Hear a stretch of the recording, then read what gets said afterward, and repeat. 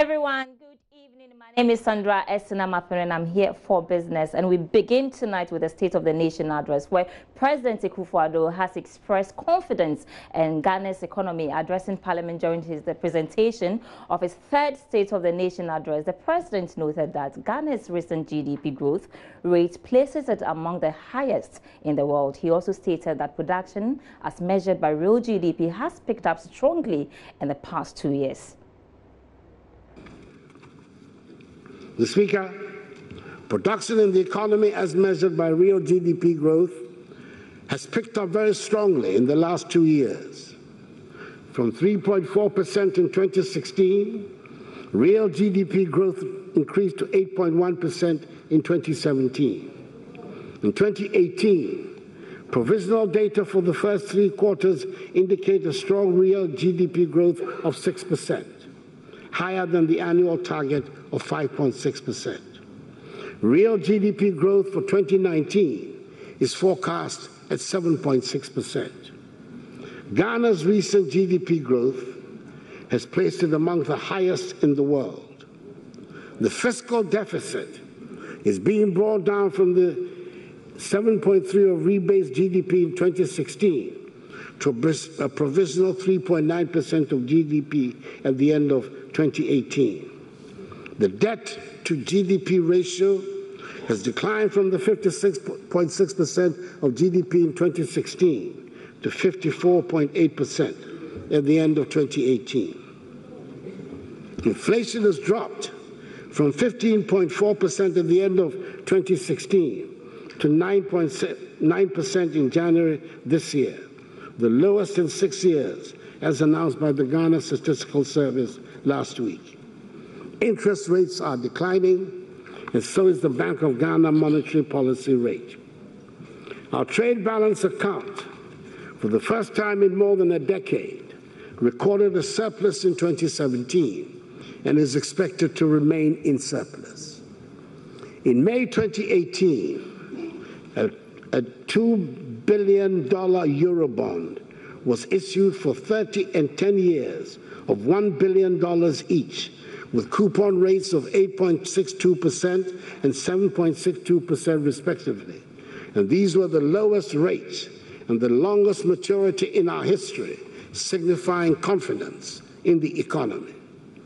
It comes as no surprise, therefore, that today Ghana is the leading recipient of foreign direct investment in West Africa. Mr. Speaker, these are good figures. And as we prepare to exit from the IMF program in April, we expect impressive figures and good performance to continue.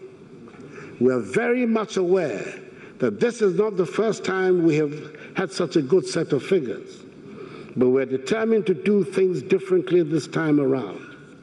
We have imposed on ourselves fiscal discipline, we're paying off legacy debts, and deepening good governance practice, and business confidence is growing. We will maintain the discipline and bring progress to our country.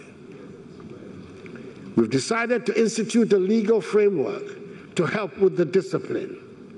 We've passed the Fiscal Responsibility Law, Act 982, capping the deficit at 5% by law. And some 2 weeks ago, I inaugurated the Presidential Fiscal Responsibility Advisory Council, chaired by the eminent respected economist, Dr. Paul Akwa, former governor of the Bank of Ghana and former deputy director of the Africa Department of the IMF. Meanwhile, Finance Minister Ken Ofori-Atta has been reacting to the President's commitment to prudent expenditure after the IMF program. He spoke to my colleague, George Yafi, in Parliament. The President's commitment was unequivocal, and as you have known, we have followed those instructions in the past 2 years. The Fiscal Council rule, as you know, is there, and and the Fiscal Council Advisory Group is also there. The EPCC that we've set up by the ministry is also further proof of what we want to do. Yeah, I think really, you recall he also mentioned the social partnership agreement with Labour, TUC, and Employers Association. So we really are putting in the buffers to ensure that we are disciplined in the way forward, because we cannot in any way compromise where we are. And I think it's a great future, and it's our responsibility to protect it. So you say that your real test is election year? That has been so. We had a dinner last night with the IMF, and the senior minister was there, because he's the one minister who in 2004 ensured that we did not overspend. And I think it's that same culture of discipline that we would exhibit next year. There was a bit about certain laws that needs to be passed as well. The IMF team was talking about that. Are we going to see some of these laws being passed, the PFM and all those things, to ensure that? I think those will all go through, and they need to go through before the IMF board meeting in March. And this is state interest in governance agencies and the PFM Act, and they will all be done. We are looking for, and then the Exemptions Act, which the President mentioned. Yeah, and I thought that was a very interesting one as well, that how that is draining the economy in terms of the exemptions. It is. I mean, so far, I think he mentioned it's close over 2% of GDP, and that's a leakage that we cannot afford to sustain. So we'll cut it out.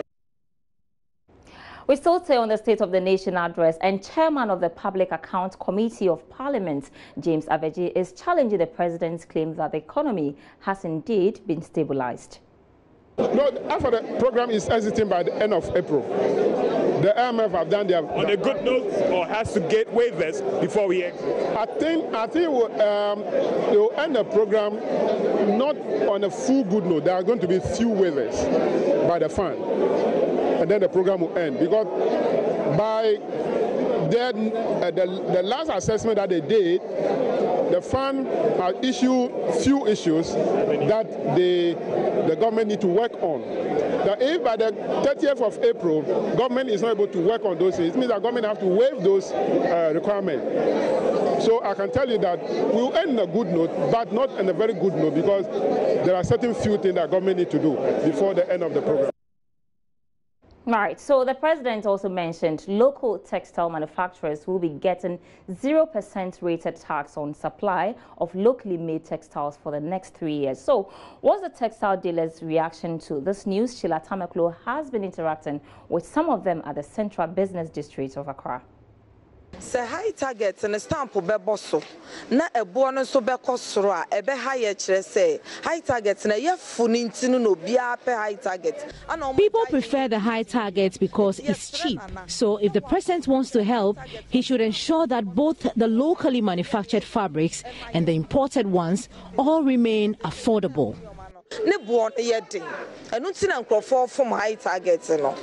The use of Tema Port as the sole port of import without checking the Togo border won't solve anything, because the people will continue to smuggle the fabrics through Togo.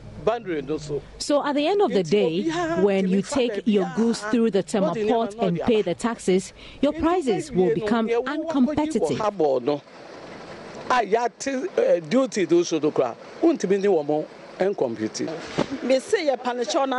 Government needs to invest into the local textile companies so that we could have more of our products on the market, and that is what is going to help trade here in Ghana. So to sum it up, from the State of the Nation address, it's 0% taxes for local manufacturers, and also the introduction of the tax stamp and using Tema Port as the only port of entry for imported fabrics. But from these market women, they don't really think that is going to solve the problem, because first, to check the smuggling, they believe the porous borders along the Togo port is where government needs to pay critical attention. For others, increasing the prices through taxation is not going to be the solution.